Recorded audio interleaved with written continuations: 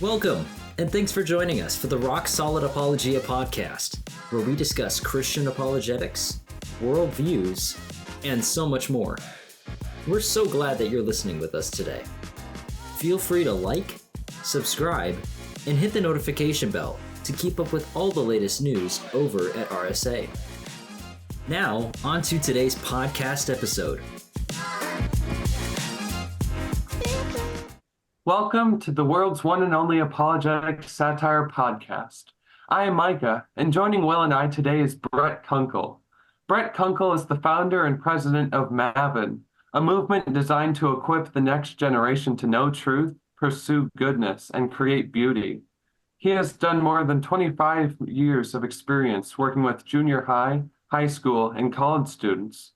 Brett has developed a groundbreaking approach to mission trips, creating a one-of-a-kind experience that immerses participants in real-life engagement with apologetics, theology, different worldviews, and evangelism in Berkeley, California, and Salt Lake City, Utah. In addition, Brett is a teaching fellow at the Impact 360 Institute. He was an associate editor for the Apologetic Study Bible for Students and co-authored A Practical Guide to Culture, helping the next generation navigate today's world. He received his master's degree in philosophy of religion and ethics from Talbot School of Theology. Brett lives with his wife and kids in Southern California. Welcome to the world's one and only apologetic satire podcast, Mr. Kunkle. It is fantastic to have you. Well, I am honored to be on the world's first and only apologetic satire site. So I'm looking forward to lots of satire here. I have advanced degrees in sarcasm, so I will see if that can fit in with your satire here. Oh, when we had Andy Bannister on, he referred to us as fellow fundamentalists, which I thought was a fun way of putting it. Yes. Well, I'm all for the use of humor, irony, ridicule, all of that in our apologetic endeavors. So give us a little bit more of your background beyond the advanced degrees in sarcasm. Where can our listeners find you? If they want to go and find more of you, where can they go look? And then a little bit of how you got into apologetics. Yeah, so our organization, Maven, probably the best place to start is at our website, which is maventruth.com. And one of the biggest questions we always get is, well, what does the word maven mean, right?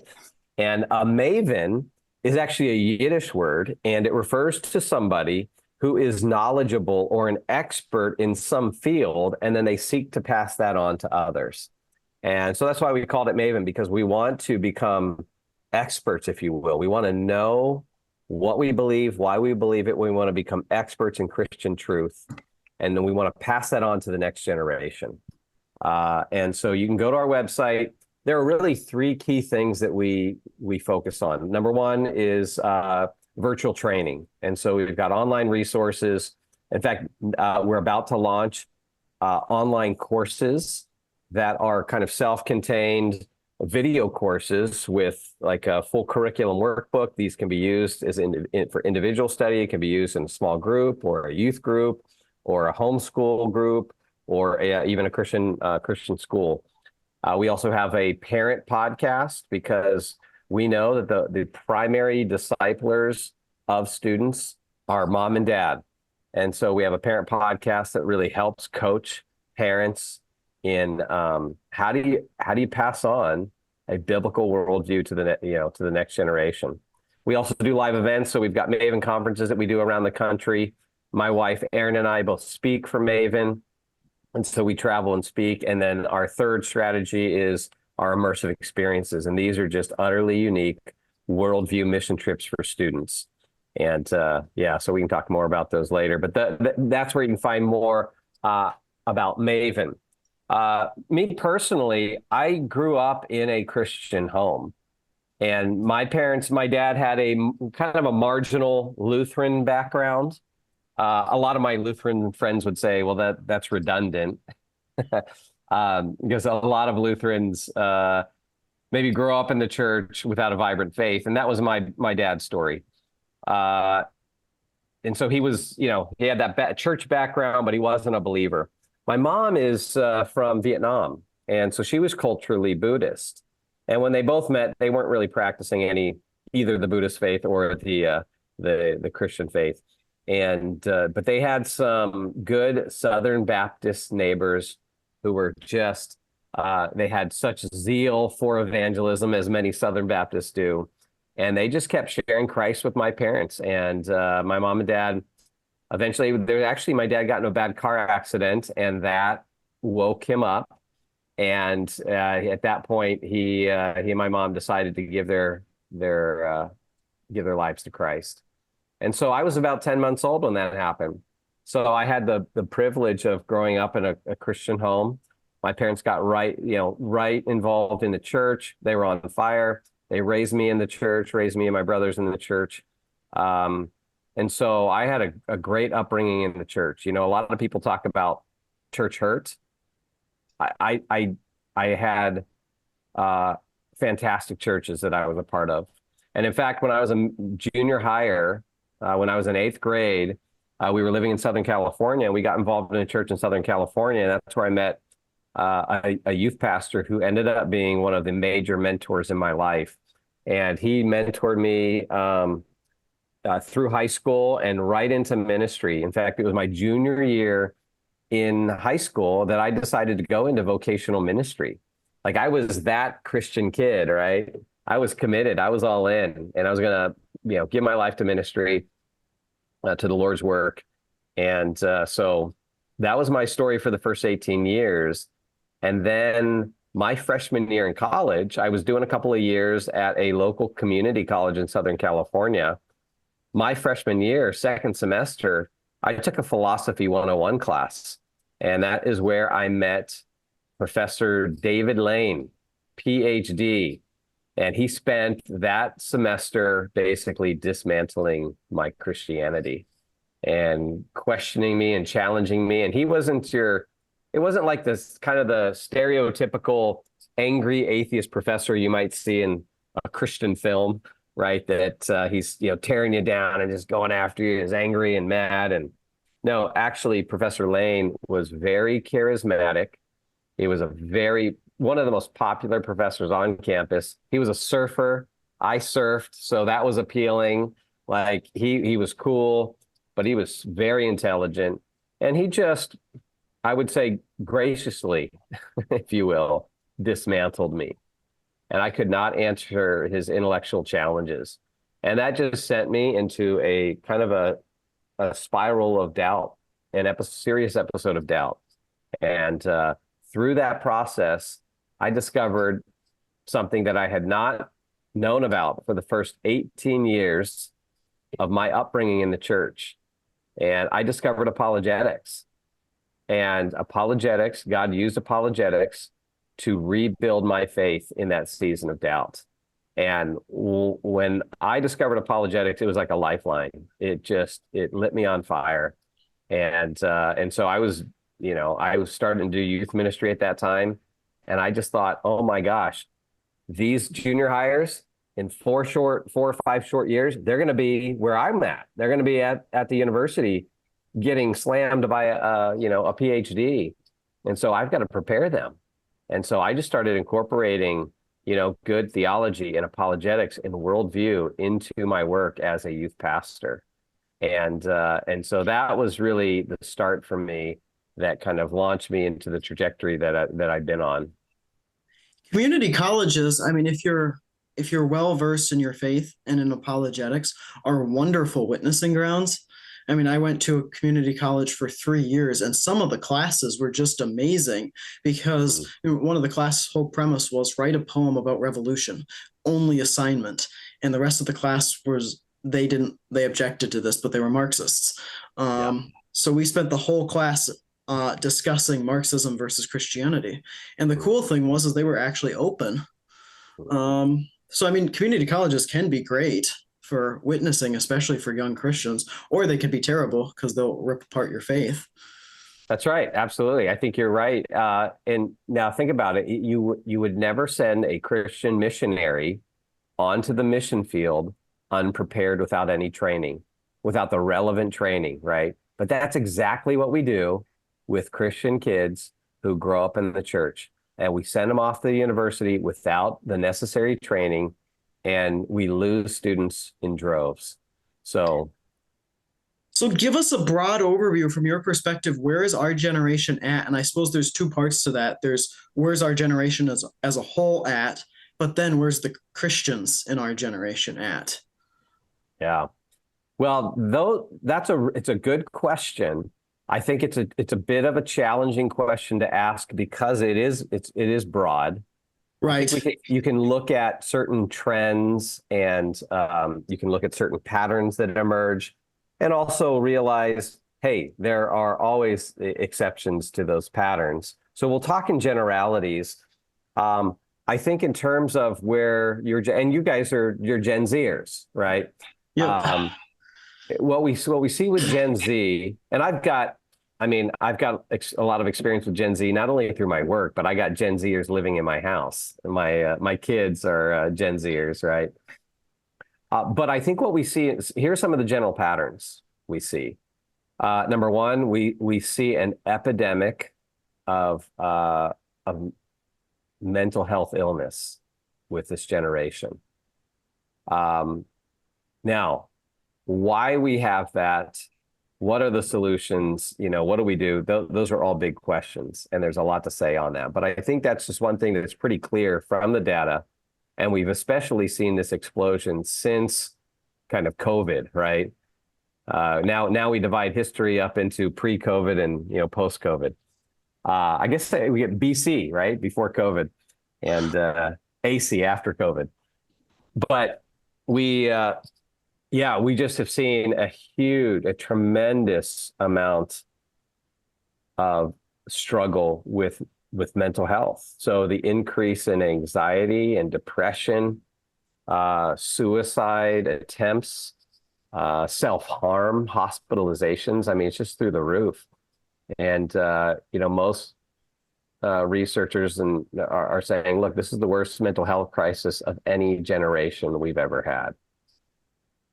So that is a big thing that marks your generation. And I think you guys probably see it too, with your peers or even in, your own life. This is a big issue for your generation. And I think there's a number of factors that play into this.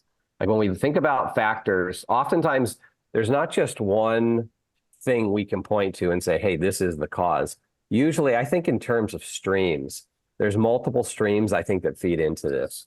And so that's why sometimes the answers are a little more complicated than saying, hey, if we just do this one thing, then, this will solve it.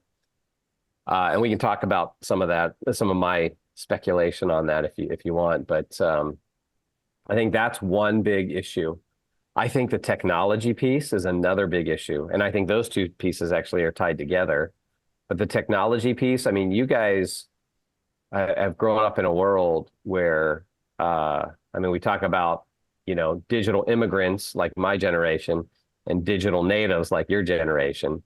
And, but yeah, you just have grown up in a world where screens are omnipresent. That's a very different world than what I grew up in and what previous generations have grown up in. So in some ways, you guys are part of this huge societal experiment, that we've never tried before. And I'm not sure. I'm pretty sure that the consequences have been pretty dire in some ways. And so you've got that technology piece, and there's so many aspects of the technology piece that you have to navigate. Let's talk about both of those two a little bit more, the mental health and the technology piece, and then we'll circle back because those were both two things I wanted to get into. Yeah. We see it like we're doing an apologetics website. We're doing an apologetics podcast that's certainly on the internet. But how has the internet / the rise of social media and digital content affected our views of Christianity? Do you think it's affected a positive way, negative way, a bit of both? So did you say, how did the rise of digital technologies, how does that affect our Christianity?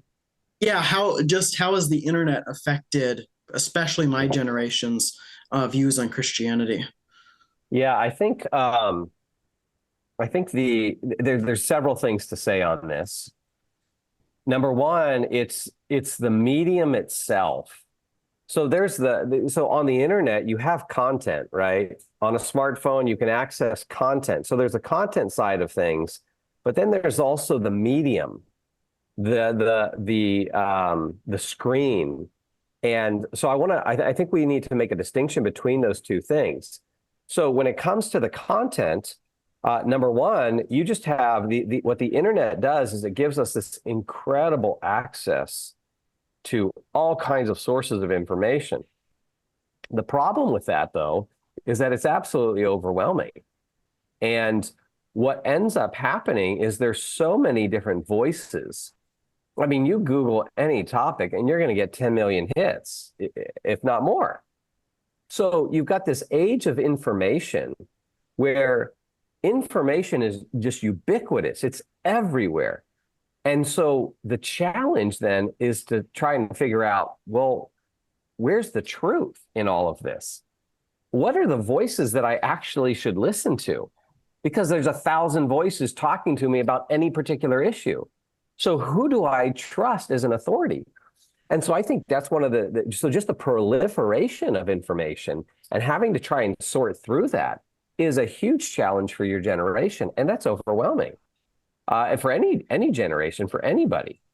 And so I think that age of information creates this challenge that actually can undermine authority, because you're like, well, who do I trust? And really, is there any authority out there? And why should I think this person's an authority over this person? And so it has this way of I think, slowly undermining the whole idea of authority. And then you take that issue of authority and the kind of so much information that undermines authority, and then you take the crisis of authority in our culture, where authorities in general, you could say, have really let us down. You look at politicians, man, the trust in politicians is at an all-time low. You look at the media, the trust in the media is at an all-time low. You look at, I just saw a statistic on the percentage of people now who say they trust medical authorities like doctors, and it's down to like 40%, you know? So you have that stream flowing in with the age of information, and the trust of authority is at an all-time low, and trying to sort through all this information is so difficult. So I think that really has an impact on the Christian faith, because then we have, we have claims to, that certain things are in authority, like obviously the Bible. The Bible is God's word, and therefore it's authoritative. Well, you've got a whole generation that just, when it comes to authority, their posture, their default posture is skepticism, right? And so you can't just tell me the Bible is the word of God and it's authoritative and expect me to accept it. Instead, you got to do a whole lot of work to build the authority of Scripture up. And so I think those kind of things impact the our Christian faith in terms of kind of technology.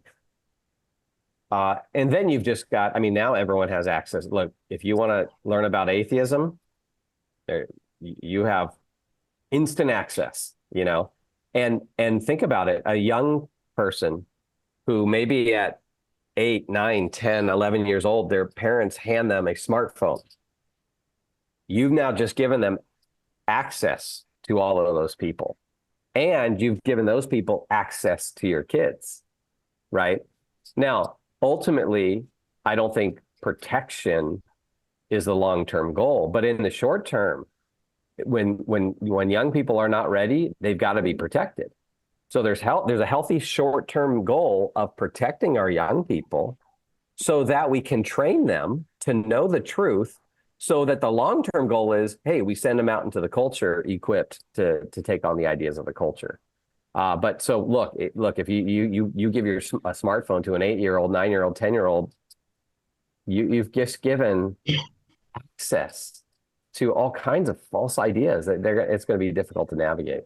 Okay, so that's another aspect.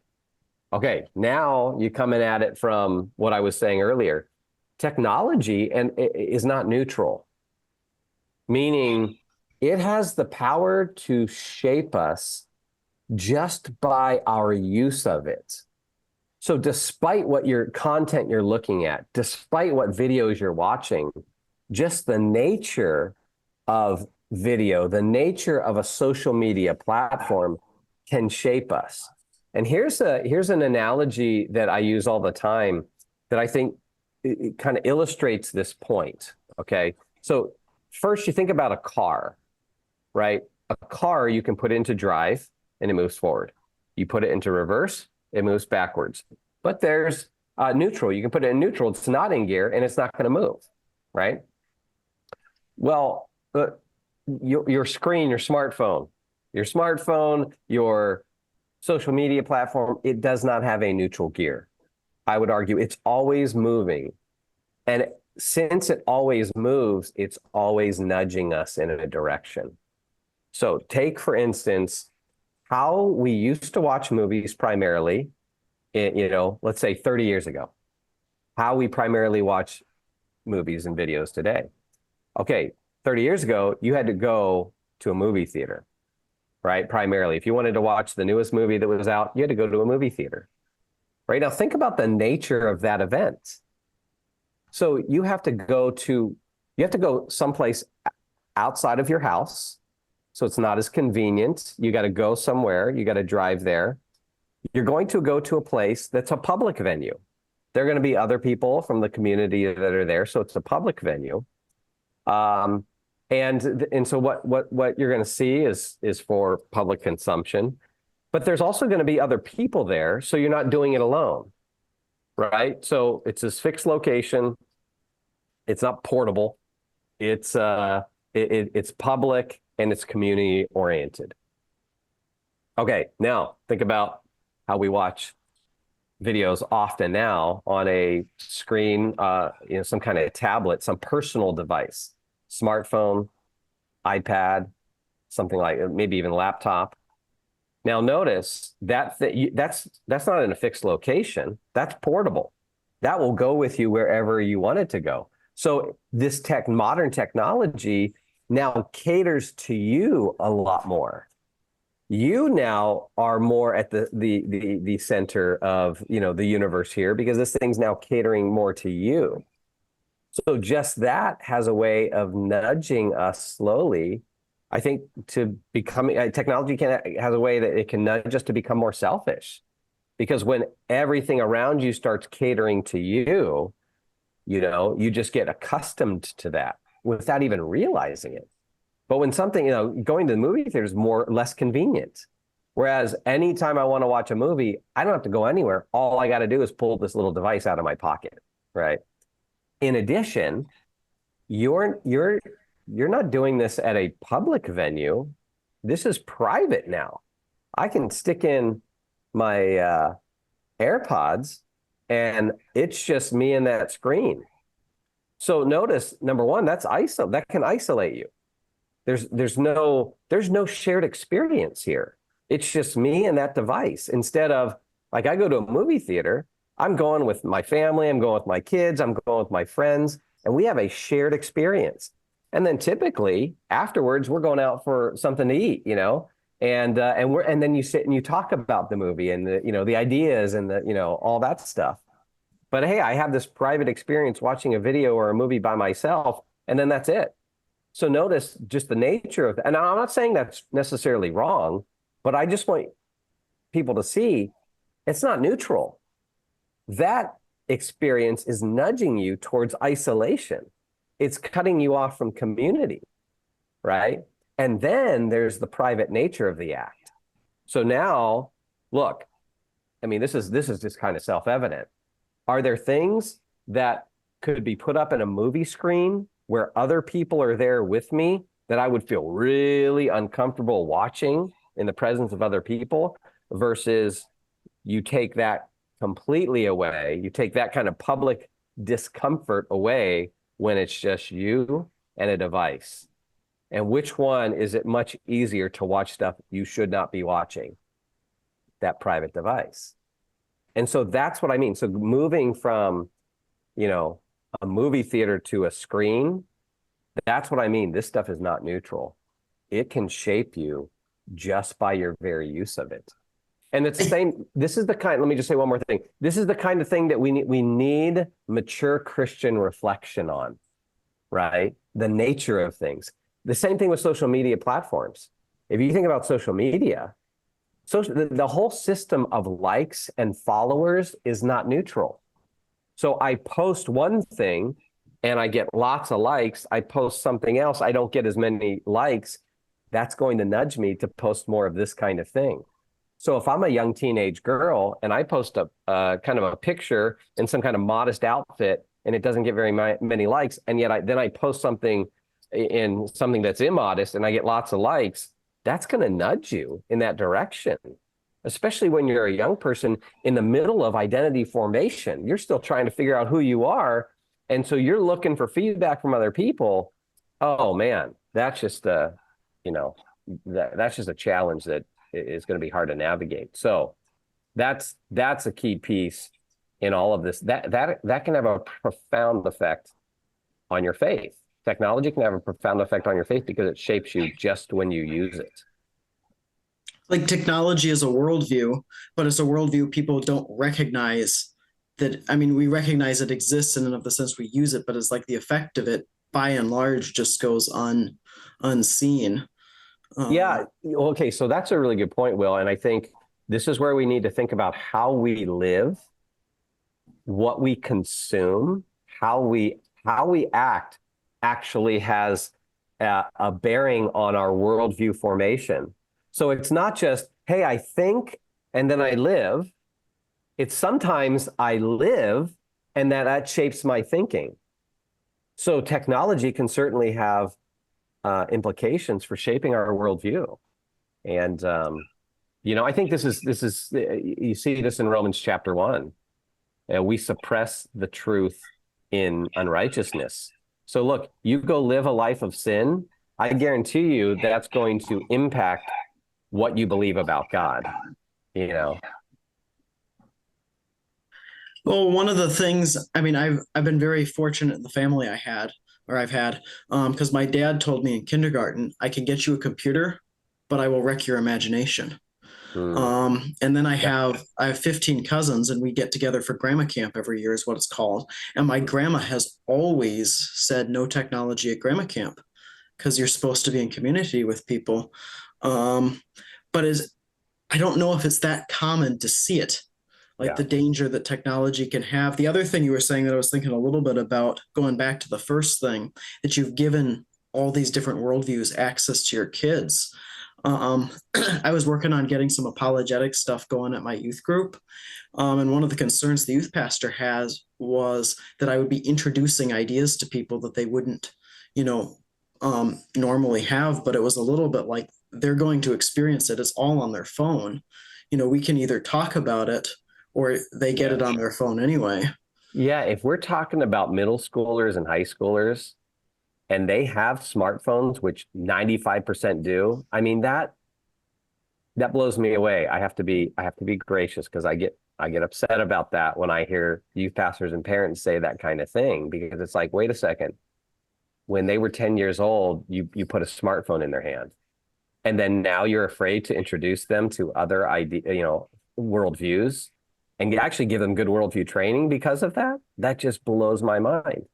And by the time they're in middle school and high school, we ought to assume, unless you've kept them locked in the basement, I mean, if they live in this culture, if they're watching any TV shows, no matter how much you protect them, they're going to get exposure to this stuff. I mean, you go to the store and you're going to get exposed to, for instance, LGBTQ stuff all around, and there's no hiding out from it. So our posture when it comes to middle school, by the time they get into middle school and high school, this is why I said protection is short term, but training and equipping, that's the long-term goal. And so, the way to protect them is to not to isolate them, it's to inoculate them. And that's the idea that, hey, let's expose them to these false ideas so they're actually protected from these false ideas. Because we're going to show you how these other worldviews are false and why Christianity is true. And that will be part of the inoculation you have so that you don't get taken by these false ideas. So I've heard, and as far as I can tell, I think it's true. This is shifting a little bit, but it's said that a lot of Christian youth lose their faith in college. But it seems like a lot of Christian faith doesn't actually make it to college. Yeah. Yeah. I mean, there's all kinds of data out there on how many lose their faith and when they lose their faith. From what I've seen, and some of this is just personal experience, some of it is looking at different studies, but I would say, yeah, it kind of used to be, hey, you walk away when you're in college. And now that just might simply have been the completion of what had already started in middle school or high school. But, it seems like you have probably an increasing number who walk away maybe in high school. But I think they may walk away intellectually, even if they might still be going to church, though, because, at that age, you still got obligations to your parents. And so your parents make you go to church and you go. But you may have walked away intellectually and didn't wait till college to walk away intellectually. But absolutely, this is definitely a threat, a serious threat I think we need to think about is, hey, it's not just off there in college. Because the challenges aren't just out there anymore, right? With this thing, we brought the challenges right into our homes. And one of the things, and I'd be curious, we talk about young people leaving the faith, and then obviously there's a bunch of reasons why that happens. But it seems like, and I don't want to overgeneralize, oftentimes there's issues with, we have Sunday school answers, or we have bumper sticker theology, or we sort of have pop and pizza approach to youth group. So there's no real training until you get to college, and then it's like jump in the deep end kind of thing. And obviously, we do satire. We're not opposed to having a little bit of fun while doing it, but you need to have some sort of training. Do you think I don't know what the best term to put on it, but the lack of deep theology that young people are exposed to, or the lack of apologetics, has something to do with it? Yeah, and I would say saying the lack of apologetics or the lack of theology is the understatement of the year, Will. Generally speaking, there's no apologetic training that young people get in your typical evangelical Christian church. It's absent. And so, yeah, I would say there's multiple streams on this.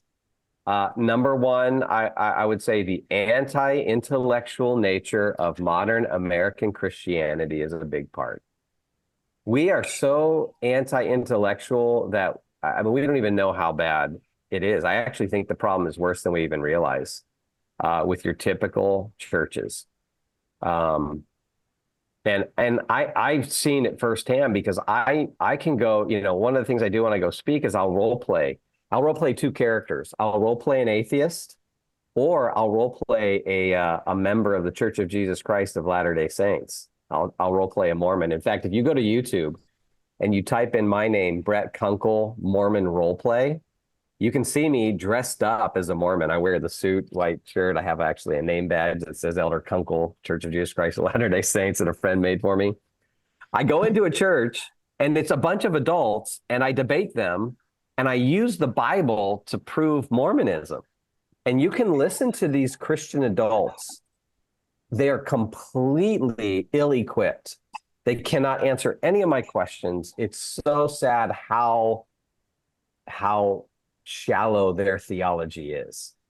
And so, so it is a major problem. And I just feel like you can almost not overstate the problem nowadays. Even when you start to talk about apologetics, it's like people are like, oh gosh, that sounds really intellectual. And it's like, all I did was define it, So there's that aspect. So we've got a very intellectual, anti-intellectual Christianity. So apologetics and theological training is largely absent from our youth ministries and frankly from our homes, and so that's just a big thing. It's like a misconception of the nature of faith. We think really, we think faith is a feeling primarily. It's a feeling to be fostered, and it's just relational kind of thing. And we don't think about the nature of, the intellect and how it's taught. It is just this false dichotomy that I've seen and I've worked and I love the church. I co-pastor a church here in Southern California. My work in the parachurch space is to assist the church, because I think the church is God's plan A. So I love the church, but I'm also a big critic of the church, because we've got to reform the church if we're going to raise up the next generation. So yeah, that is a massive problem, that we're anti-intellectual, and so therefore we're not going to give any good intellectual training to our young people. So what do we do as a society as a whole, or as a church as a whole, but specifically as young people? Because I feel like I've been running up against that since I started doing apologetics with COVID. And basically the response was, no, you can't do that, because either it's offensive or you'll accidentally lead people away. One of those two. So the website was, okay, this is a way to go about it. Eventually started a few apologetics Bible studies. Yeah. But on a whole, for young people that want to do apologetics or want to get that kind of training, what do they do? Oh, man. Huge question. Yeah. Sorry. Another huge question. And no, it's good. It's just, this is what we got to think about. So where to start on this? Number one, part of it, you kind of think of it, and of course I think of it being the president of an organization. I do think of it on a large scale. How can we make a big impact? But a lot of times as individuals, that can be overwhelming. It's kind of like thinking about politics. Oh man, politics is a mess. What do we do? Oh, I don't know what to do. It's just too overwhelming. It just seems I'm so far removed from it. So I'd say first step is realize, okay, what are two of the central institutions for discipleship that are God ordained? Number one, it's the family. That goes back to Genesis chapter 1. Be fruitful and multiply, fill the earth and subdue it. God's first institution for the raising up of the next generation is the family. And think about it. That comes before Genesis 3. So this is a pre-fall design. This is God's design from the beginning, that families raise up the next generation, right? In Genesis 2, hey, what's the idea there? Leave, husband and wife, leave and cleave, right? So that's the design from the beginning.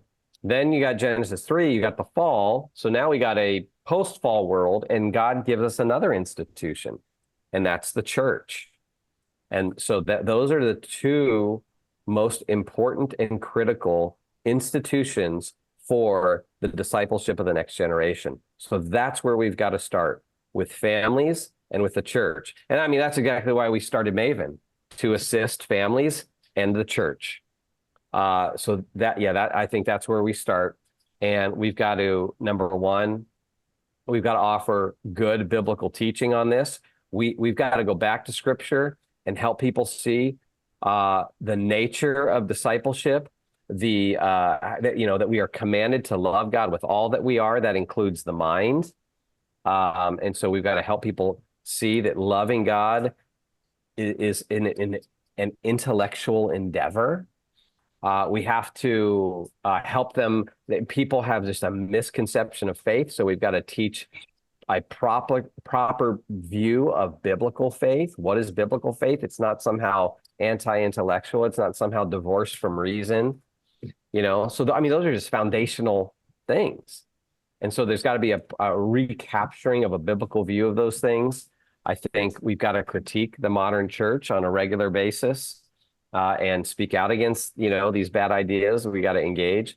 That's why we started a church in Southern California, because we said, hey, let's start a church where we can, from the very beginning, begin to build the DNA into this church so that from the beginning, it values the life of the mind. So, yeah, so that's a starting point, is in our families, in our churches, start that kind of foundational stuff and apologetic training. And gosh, it should be moms and dads who start their kids out on apologetics training. And you don't want it to be just this, oh, it's a separate kind of category.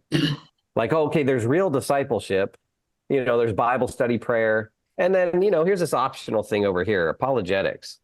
It's no, like that, like in our family, we just try to make that like an intellectual Christianity. We just want that to be the ethos of our family, the culture of our family, so that it's not even just, oh yeah, we're teaching you apologetics. We want you to just absorb apologetics in our family. Like, this is just how we think, And that sounds similar to my family. I learned to drive a few years ago. It was about the time that COVID came along. It was really fantastic because my dad would teach me how to drive. So we'd go for long drives.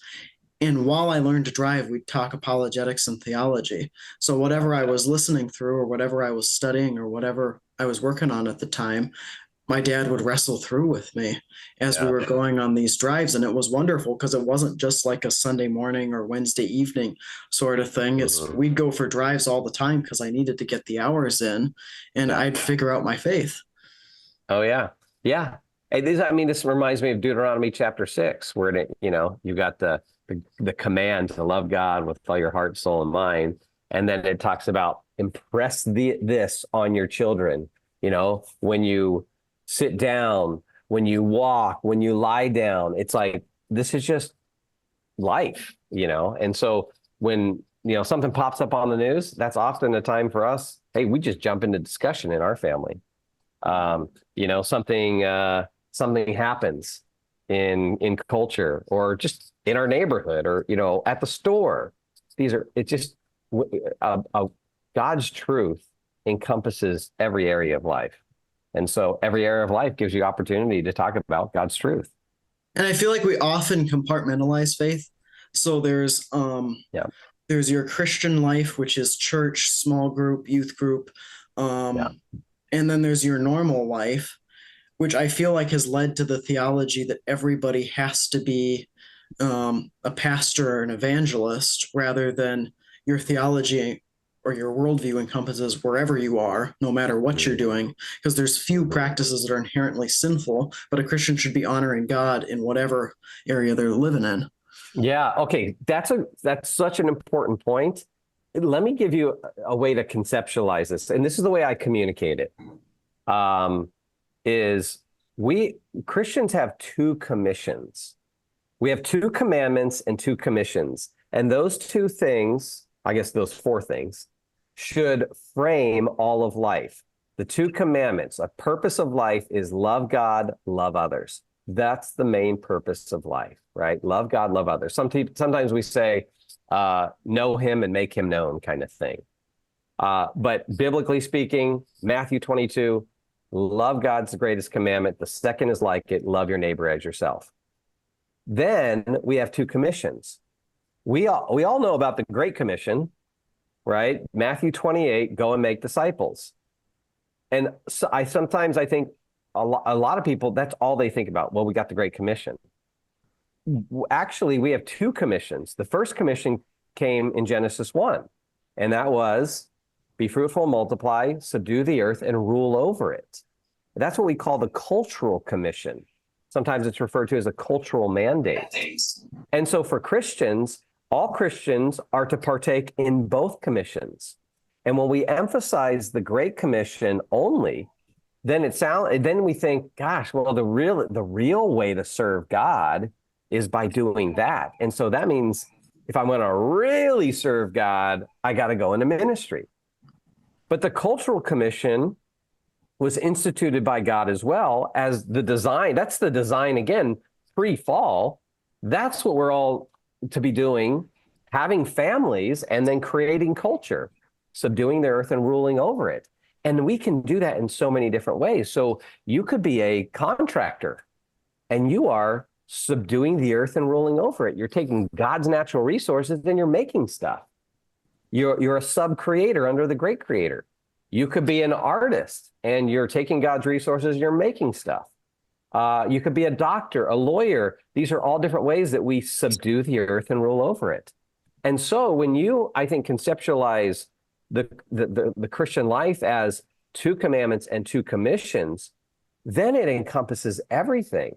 And it's not just the missionary or the pastor who's doing the work of God. All of us are doing the work of God. And those 2 commissions help us. They show how we can love God and love neighbor by doing what we're designed to do in the cultural commission, and then also sharing the good news and proclaiming the gospel in the Great Commission. My sister does realism painting.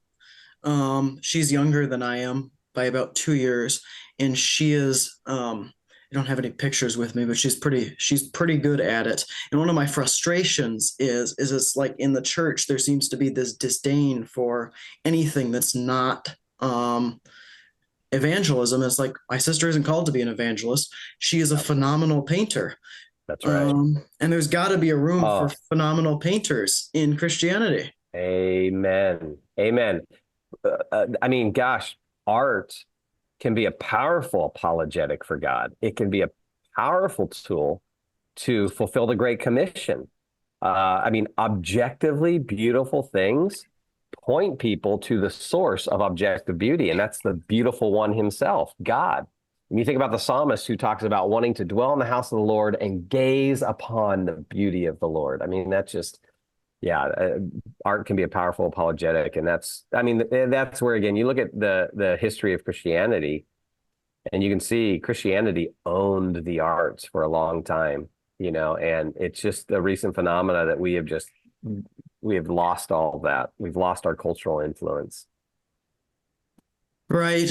Well, I'm looking at our time schedule, and it looks like we're close to time to wrap up, but it has been so phenomenal to have you on the podcast. Really enjoyed the conversation.